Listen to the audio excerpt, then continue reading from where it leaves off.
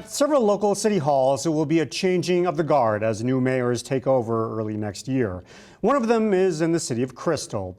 Julie Deschler won by more than 2,000 votes over challenger Rachel Bratton. Deschler, a former city council member, will replace longtime mayor Jim Adams. I asked Deschler what she hopes to bring to City Hall.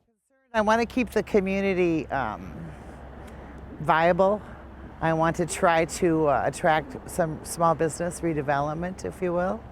I want to try to clean up the streetscape and, just work with the council on a number of different issues. Deschler lists trimming fat out of the budget and working with the council and staff on what the city can afford among her top priorities. You can see our full interview online at ccxmedia.org. Meanwhile, a Crystal City Council race had ended in a difference of just one vote. John Budachevsky leads by that one vote over Wade Gerard. Because of that narrow margin, Gerard can request a recount. If he makes that request, the city will foot the bill for a manual recount. City manager Adam Bell says Gerard hasn't formally made a recount request as of Wednesday afternoon.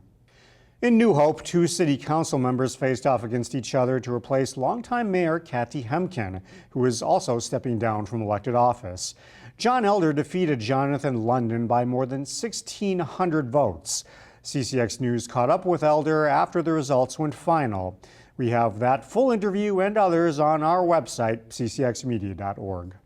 In Plymouth, 3 people were elected to the city council. Joel Spoonheim, Kim Nelson, and Scott Adrich will all serve 4-year terms. On Wednesday, CCX News caught up with Adrich, an IT manager at Mortensen Construction. We asked him what his top priorities are for the city.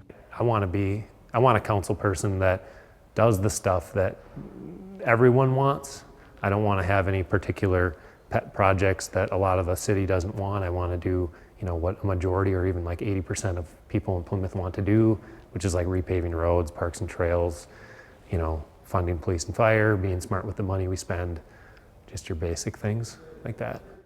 And a couple of newcomers are headed to the Brooklyn Park City Council. One of them is Shelle Page, who narrowly defeated Tashidi Wacko to win the city's Central District seat. She got 51% of the vote, while Wacko got 48%. She said door knocking helped give her the upper hand. I think just canvassing every single neighborhood and shaking as many hands as I could and listening to all the residents in Brooklyn Park, I really care about our community, and I got to meet so many people who also want to make this a better place to live. One other city council seat changed hands in Brooklyn Park. Amanda Chang Zhang defeated incumbent Boyd Morrison to win the East District seat. Tony McGarvey was also reelected to his West District seat. And the Osseo Area School District elected 3 members to its school board on Tuesday. Newcomers Erica Foster and Keith Tate were chosen by voters for the board. Kelsey Dawson, who previously served on the board as its chair, was also elected. CCX spoke with Dawson, and she said she's excited to work on the district's strategic plan and work to meet the needs of all students. I want each and every one of our students to feel safe, seen, heard, and valued, to be able to just unleash their brilliance on the world. Tate is a newcomer who secured an Education Minnesota endorsement alongside Dawson. He told CCX he looks forward to working with the district on implementing the READ Act and a financial literacy curriculum. Really looking forward to kind of getting those things implemented and then just talking to the teachers, parents, and students and finding out, what we can do to help. The 3 replaced current Osseo board members Jackie Mosqueda Jones, Heather Douglas, and Tamara Grady. CCX News also talked with Foster, and we'll have full interviews with all 3 winners on our website, ccxmedia.org. After a long election and months of campaign ads, a little laughter may be in order.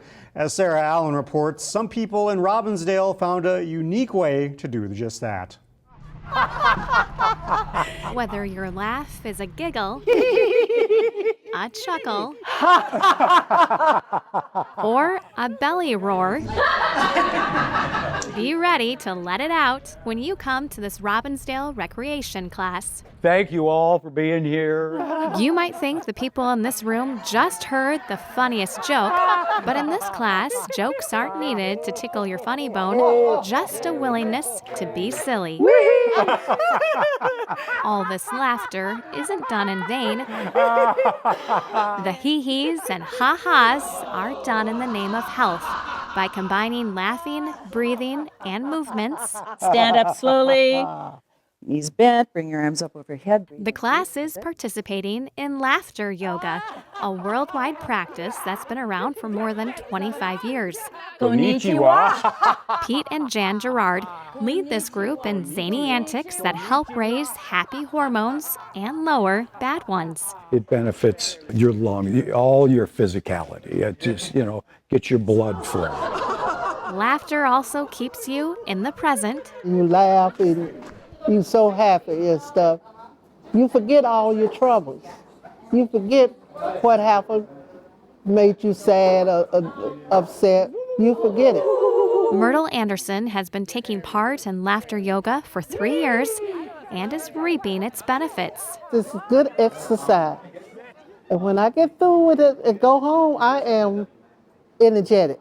I can do things that I have put off for a long time. They say laughter is the best medicine. If that's the case, these people are well on their way to good health. I just love it. If you want to join in the laughter like I did, starting in December, classes will be meeting here in Robbinsdale at Manor Park twice a month. Reporting in Robbinsdale for CCX, I'm Sarah Allen. Classes are free, but registration is recommended. We'll have a registration link on our website at ccxmedia.org. For a second straight season, Totino-Grace football beat St. Anthony Village in the Section 4 4A final. The Eagles are hoping to go a little further in the state playoffs than they did last year. And Chaz Moots has more on the Eagles. Practicing in November under the lights at Jim Totino Field. It's what the Totino-Grace football team always strives for. We're excited, but we still got to lock in because, we still got a goal to reach, somewhere to be. It's state tournament quarterfinal week and only 8 teams remain in the Class 4A field. A familiar feeling for TG. Last year, that loss hurt us.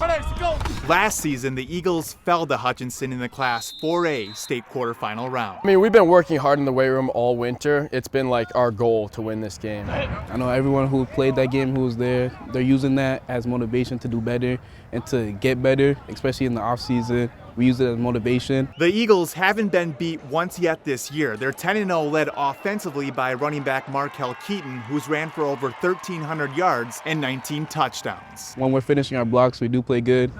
And if we play 100% and as a team, we'll be good. Totino-Grace earned the 1 seed in the 4A South bracket. They'll face the 4 seed Hill Murray, a team that's balanced offensively and winners of 9 in a row.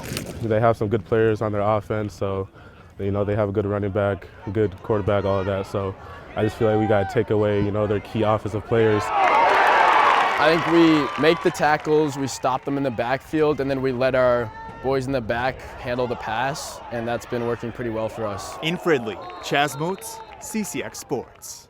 Totino-Grace and Hill Murray will play in Blaine on Thursday night. Kickoff is set for 5:30 p.m.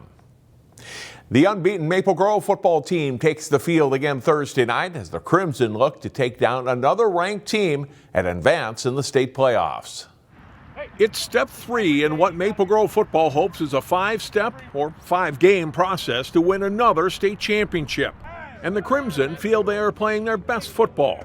We're just being us. We're doing what we do, and it's been working out. I feel like if we keep that rolling, we'll definitely do very well against them this upcoming Thursday and hopefully get past them and move on to the bank. 1 week after shutting out 6th-ranked Eden Prairie, the top-ranked Crimson this week draw number 3 Edina in the state Class 6A quarterfinals. The Hornets were state runner-up a year ago, and with a lot of the same weapons back on offense. Edina eliminated Maple Grove from the playoffs last season. They're going to try to establish a run game and then go after that, trying to air it out. They have a great quarterback. They have a great wide receiver core. And it's going to take a lot of us watching film-wise and giving us a good self-assessment and trying to patch those with different schematic ideas. So this week we got a 4-man front, which we haven't seen too much of this year, but we're dialed in on practice, on scouting that. And we're just going to be like, all right, you know what? We're going to be physical on physical, and, you know.